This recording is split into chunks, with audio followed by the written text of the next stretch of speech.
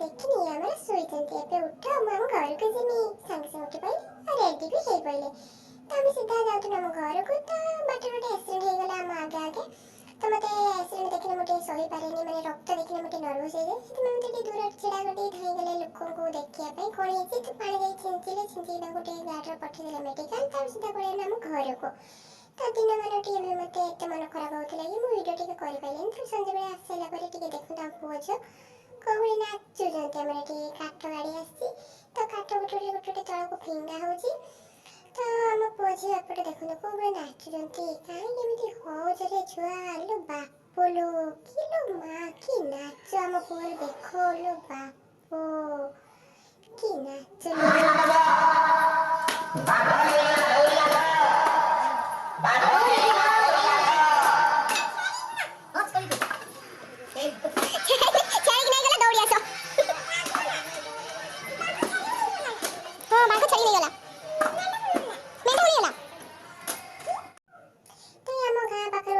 ପଡ଼ିଥିଲା। ତ ସେମାନେ ହିଁ ଡାକୁଥିଲେ ବାଘ ନେଇଗଲା ଛେଳିକି ଦୌଡ଼ି ଆସ। ମୋ ପୁଅ କହୁଥାଏ ବାଘକୁ ନେଇଗଲା ନା ଛେଳିକି ନେଇଗଲା ନା ମେଣ୍ଢାକୁ ନେଲା, ଏମିତି କହିକି ସେ ନାଚିକି ଡେଇଁ ଯାଉଥାଏ।